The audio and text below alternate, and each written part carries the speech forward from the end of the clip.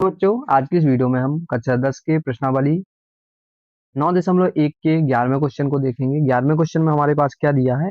एक नहर के एक तट पर हम पहले एक नहर बना लेंगे। ये नहर है, एक जैसे हमारे ये नहर, यह बीच में हमारी नहर है।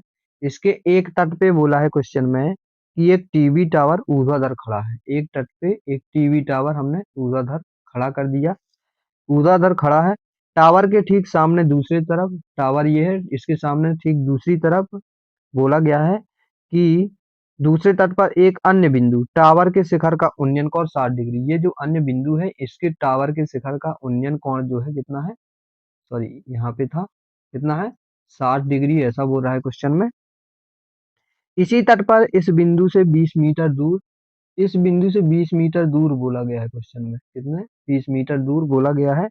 इस बिंदु का मीनार के पास से मिलाने वाली रेखा पर स्थित एक अन्य बिंदु है, यहाँ पे ये दिया है अन्य बिंदु यहाँ पे, और इसका जो उन्नयन कोण बोल रहा है कि 30 डिग्री है। कितना है, 30 डिग्री। तो इसका उन्नयन कोण हमने बना दिया 30 डिग्री। तो बोल रहा है क्वेश्चन में कि टावर की ऊंचाई और नहर की चौड़ाई निकालना है। मतलब ये जो नहर थी हमारी, यहाँ से लेके यहाँ तक ये जो नहर थी, ये पूरी हमें चौड़ाई निकालना है और साथ में इस टावर की ऊंचाई निकालना है। तो हम इसे ए डाल देंगे, इसे बी डाल देंगे, इसे सी और इसे डी। टावर की ऊंचाई को हम एच मान लेंगे, इस नहर की चौड़ाई को हम एक्स मान लेंगे। तो यहाँ पे हम लिख देंगे एक्स और यहाँ पे लिख देंगे एच। ये दोनों हमें निकालनी है। तो लिखेंगे, माना कि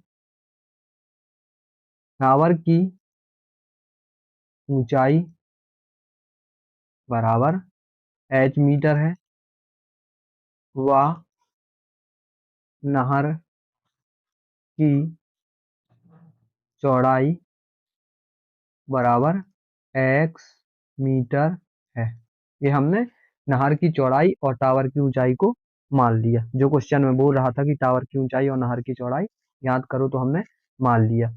अब क्या दिया गया, क्या गया है क्वेश्चन में वो लिख लेंगे। दिया है जो ए बी है, ए बी ये वाला हिस्सा, ये कितना दिया गया है, ए बी बराबर 20 मीटर।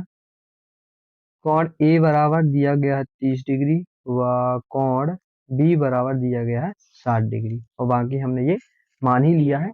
तो सबसे पहले हम छोटा त्रिभुज हल करते हैं, इसके बाद ही बड़े त्रिभुज को हल करते हैं। तो छोटा त्रिभुज हमारा बी सी और डी। तो लिखेंगे त्रिभुज बी सी डी में यहाँ जो मान दिए हैं, लंब दिया है, आधार दिया है।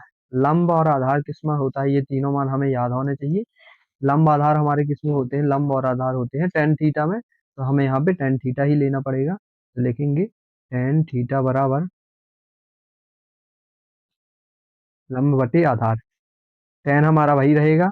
थीटा की जगह क्या दिया है इस वाले त्रिभुज में, थीटा की जगह दिया है 60, तो टेन 60 रख देंगे बराबर लंब का मान, लंब हमारा है एच।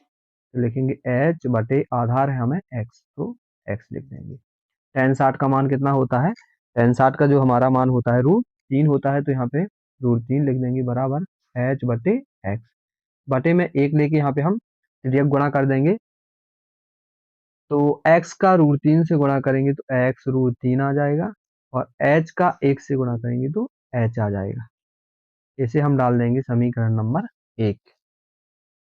अब हमारा ये छोटा वाला त्रिभुज हो गया। अब हमें बड़ा वाला त्रिभुज देखना है, मतलब हमें ए सी और डी, कौन सा देखना है, ए सी डी, ये पूरा वाला ए सी और डी। तो अब पुनः लिखेंगे, पुनः त्रिभुज ए सी डी में,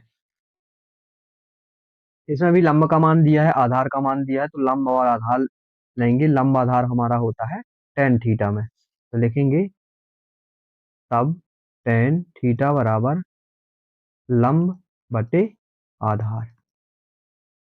टेन थीटा की जगह रखना है इस बार 30, क्योंकि यहाँ पे हमें ये दिया गया है 30, तो हमें इस बार 30 रखना है। तो टेन 30 बराबर लंब बटे आधार, लंब का मान है एच, और आधार देखेंगे, आधार हमारा यहाँ से पूरा होगा ए से लेके सी तक। तो एक से लेके सी तक 20 भी दिया है, एक्स भी दिया है, तो दोनों को आपस में हम जोड़ देंगे। तो आधार हमारा हो जाएगा 20 और प्लस एक्स। तो टेन 30 का मान रख देंगे। टेन 30 का मान होता है 1/√3। तो 1/√3 हमने tan 30 का मान रख दिया बराबर h/20 प्लस एक्स वही रहेगा। तिर्यक गुणा कर देंगे 20 प्लस एक्स का 1 से, √3 का एक्स h से, तो 20 प्लस एक्स का 1 से गुणा करेंगे तो 20 प्लस एक्स ही आ जाएगा।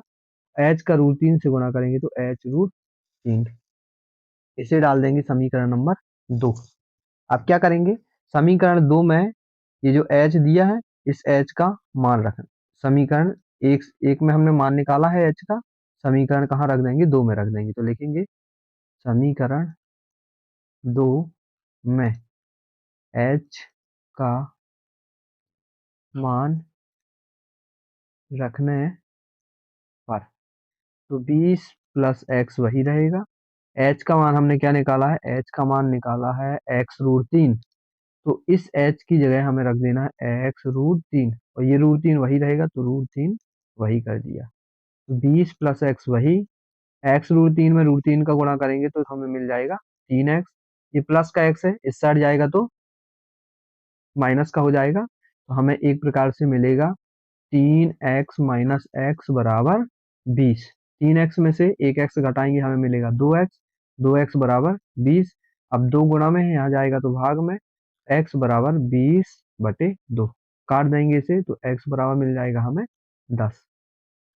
अब ये 10 जो x का मान मिला हमें रख देना है समीकरण नंबर 1 में। तो लिखेंगे x का मान